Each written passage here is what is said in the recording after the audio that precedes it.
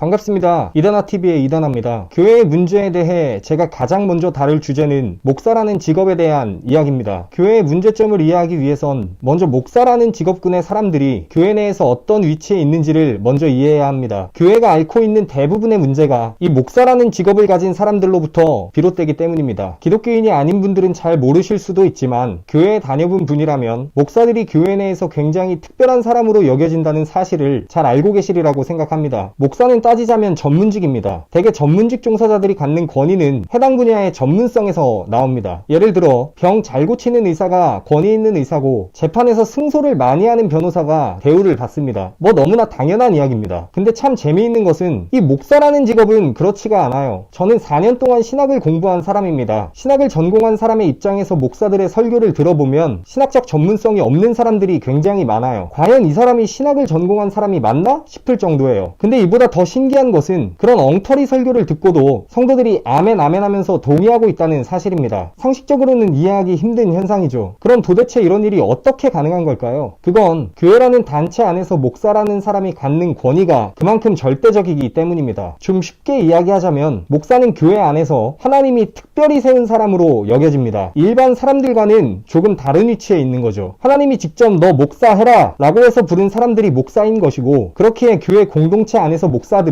하나님의 대리자가 됩니다. 이게 교회 안에서 어떻게 적용되느냐? 좀 극단적으로 표현하자면 목사의 말이 곧 하나님의 말이 됩니다. 거짓말 같지만 그런 교회들이 굉장히 많아요. 제가 교회에 다니면서 실제로 봤던 사례를 하나 말씀드릴까 합니다. 제가 실제로 알고 지내던 커플이 한 쌍 있었는데, 이 커플이 앞서 말씀드렸던 것처럼 목사님을 거의 하나님격으로 생각하는 분들이었어요. 결혼을 전제로 만나는 분들이라 목사님께 결혼 문제를 놓고 기도 요청을 드렸다고 합니다. 근데 기도를 하신 목사님께서 기도가 끝난 뒤에 두 분은 잘 맞지 않으니 그만 만나는 게 좋을 것 같다고 하신 거예요. 어떤 결과가 나왔을까요?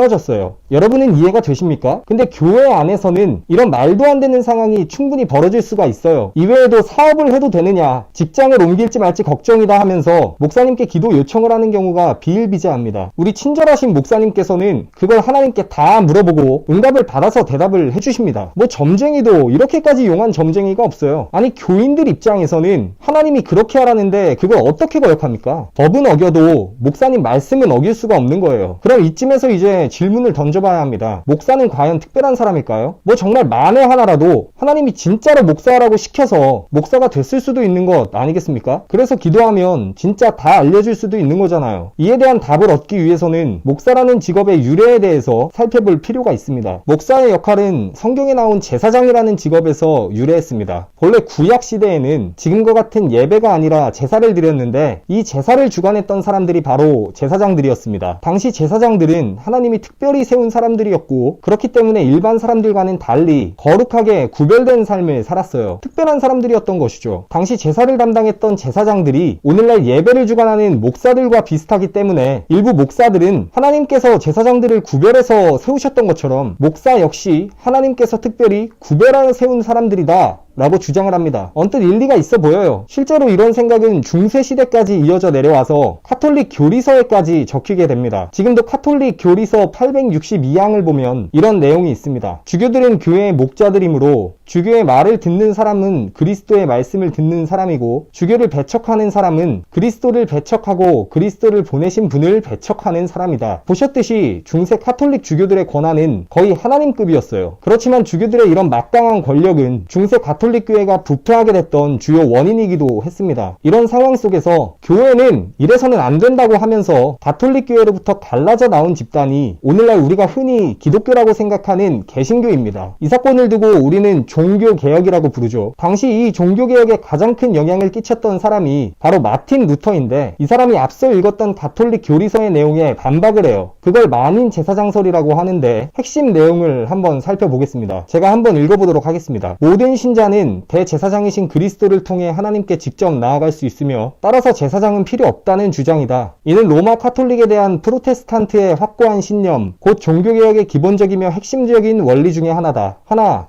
모든 신자는 하나님 앞에서 다른 사람을 위해 기도할 수 있고, 둘, 하나님에 관한 것들을 다른 사람에게 가르칠 자격이 있다는 메시지가 포함된다. 셋, 따라서 하나님 앞에서 특수한 직위나 권위를 지닌 특별한 성직자나 집단은 있을 수 없다는 의미도 담겨 있다. 물론 성경에서 언급된 공적인 사제직을 인정하기는 하나 그것은 예배를 위한 직무상의 직책일 뿐임을 강조한다. 이렇게 정리가 돼 있네요. 기타 구구절절한 설명은 뒤로 하고 핵심 내용만 정리해보자면 제사장은 이제 필요가 없다고 합니다. 과거에는 제사장들이 제사를 담당했고 이 제사장들을 통해서만 예배를 드릴 수 있었는데 종교개혁 이후에는 그런 구분이 없이 모든 사람들이 다 제사장으로서 예배를 드릴 수 있다는 뜻이에요. 또한 가장 중요한 내용은 하나님 앞에서 특수한 직위나 권위를 지닌 특별한 성직자나 집단은 있을 수가 없다고 합니다. 이건 모든 개신교가 공통적으로 고백하고 받아들여야만 하는 내용이에요. 이걸 부정하면 기독교인이 아닌 겁니다. 더군다나 신학을 전공한 목사가 이런 내용을 모른다? 그럼 목사하지 말아야죠. 근데 현실 속 교회의 모습을 보면 여전히 종교개혁 이전의 모습인 교회들이 굉장히 많습니다. 마치 중세 가톨릭 교회를 보는 것 같아요. 여전히 목사는 특별한 권위를 가진 사람들이라고 생각되기 때문이죠. 올바른 신학적 관점에서 봤을 때 목사는 전문직 종사자 그 이상도 이하도 아닙니다. 다른 직업을 가지고 있는 기독교인들과 비교했을 때 전혀 특별한 것이 없는 사람들입니다. 만인 제사장설 말미에도 나와 있듯이 목사란 그냥 예배를 위한 직무상의 직책일 뿐이에요. 즉 신학에 대한 전문적인 지식과 함께 한 단체의 리더로서 사람들이 원만하게 교회 생활을 할 수 있도록 잘 지도만 해주면 돼요. 그 이상의 특별한 능력이나 권위가 있을 필요가 없습니다. 근데 왜 지금처럼 목사라는 직업에 특별한 권위가 생겨나게 된 걸까요? 저는 이에 대한 원인을 크게 두 가지로 봅니다. 첫째는 시대적인 배경 탓이고 둘째는 한국 교육 환경의 영향 탓이에요. 종교 사회학적으로 한국의 기독교는 60년대부터 7, 80년대에 이르기까지 엄청나게 가파른 성장세를 보입니다. 당시 한국 사회는 경제적으로 굉장히 어려운 시기였는데 이 시기에 많은 사람들이 경제적 어려움과 아픔을 해결하기 위해 찾아온 곳이 바로 교회였어요. 당시 목사들은 교회를 찾아온 사람들에게 하나님을 믿으면 이 어려운 상황을 극복하게 해주실 것이다 라는 희망을 심어주었고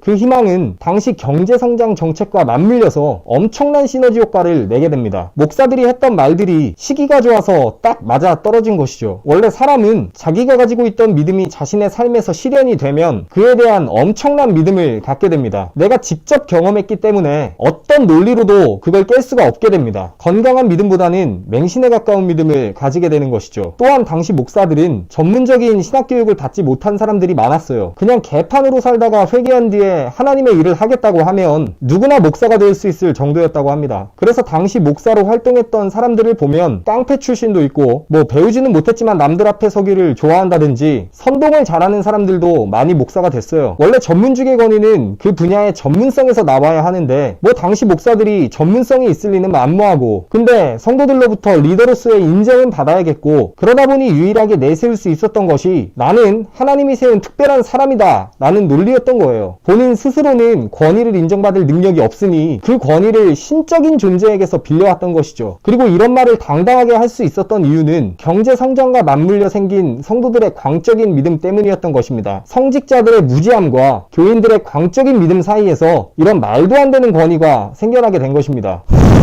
이와 더불어 교회 지도자들의 그릇된 권위가 현대 사회에까지 쭉 이어져 내려올 수 있었던 데에는 우리나라의 교육 환경 역시 아주 큰 몫을 했다고 봅니다. 우리나라의 교육 환경을 떠올렸을 때 항상 따라오는 키워드는 바로 주입식 교육이라는 키워드입니다. 제 경우를 예로 들면 저는 초등교육에서부터 고등교육에 이르기까지 앞에서 수업을 하시는 선생님이 잘못된 것을 가르친다고 생각했던 적이 없었던 것 같아요. 요즘 학생들은 어떨지 모르겠지만 제가 학교를 다니던 시절까지만 해도 교육에 있어 선생님들의 가르침은 거의 절대적이었어요. 잘 가르치는지 혹은 못 가르치는지에 대한 기준 정도만 있었지 학습 내용 자체에 대해서는 선생님이 가르쳐 주시는 게 사실이고 또 그게 시험의 정답이었습니다. 그러다 보니 어떤 태도가 생겼냐면 그 장소가 학교든 교회든 강단에 서서 이야기하는 사람의 말은 내가 그냥 받아들여야 한다고 생각하게 돼요. 학교에선 선생님의 가르침이 정답이었듯이 교회에서는 목사님의 말이 정답이라고 생각하게 되는 거죠. 누군가 목사님의 말씀을 의심한다든지 혹은 동의하지 않으면 그걸 불순종이나 교만이라고 생각하게 되는 거예요. 이 같은 원인들로 인해서 교회 안에서는 아직도 목사들의 권위가 절대적인 곳이 많습니다. 목사들의 근본 없는 설교가 성도들의 가치관을 형성하고 있고 성도들이 심각하게 고민하는 삶의 부분들이 기도응답과 같은 검증되지 않은 과정들로 결정되고 있어요. 기독교인들의 순수함은 그 자체만으로 고귀하지만 그것이 교회 지도자들의 무능함과 만나게 되면 너무 많은 부작용을 낳게 되는 것이죠. 또한 그에 따른 결과는 전적으로 성도들의 몫이라는 것이 더 큰 문제입니다. 이는 반드시 고쳐져야만 하는 심각한 병폐입니다. 결론적으로 목사는 실력이 있든 없든 다른 일반 기독교인들과 같은 사람입니다. 목사라서 하나님과 더 가까운 것도 아니고 영적으로 더 뛰어난 것도 아니에요. 교회가 건강해지기 위해서는 목사들이 먼저 자신이 특별한 위치에 있다는 생각을 버려야만 합니다. 자신과 성도들이 동일한 위치에 있다는 것을 자각하고 신학적 전문성을 갖추는 일에 몰두해야 합니다. 성도들 역시 신학적 전문성까지는 아니더라도 목사가 하는 말이 신학적으로 옳고 그른지에 대한 분별은 할 수 있어야 해요. 목사가 카리스마 있고 설교 좀 잘한다고 해서 무작정 의지하고 믿게 되면 그때부터 목사는 괴물이 되어 갑니다. 부디 스스로 최소한의 것은 분별할 줄 아는 실력을 갖추기를 바랍니다. 그래서 일부 교회 지도자들로 인해 젊음과 삶을 도적질 당하는 안타까운 일은 결코 겪지 않았으면 좋겠습니다. 끝으로 이 영상을 시청하고 있을 신학적 전문성이 없는 일부 목사들에게 한마디만 하겠습니다. 솔직히 말할게요. 저는 당신들이 정말 너무 꼴보기가 싫습니다. 아니, 하는 설교마다 무식한 소리인 목사들이 넘쳐나는데 그런 말들을 좋다고 빨아듣는 성도들을 보면 정말 분노가 치밀어 올라요. 더 답답한 건 인성은 정말 좋은 분인데 목사로서의 전문성은 전혀 없는 분들이에요. 아, 진짜 너무 착한 분들이라 욕하기 싫은데 설교를 듣다 보면 열통이 터져서 정말 미쳐버리겠습니다. 제발 실력이 없으면 목회 좀 때려치세요. 부탁드립니다. 본인과 가족들 그리고 성도들을 위해서라도 제발 그만둬 주십시오. 아, 제발 진짜 제발 좀 부탁드리겠습니다. 그리고 목사로서의 권위를 이용해서 성도들에게 기도 응답이랍시고 훈수 두는 일부 개새끼들, 너네한테는 해줄 말도 없다.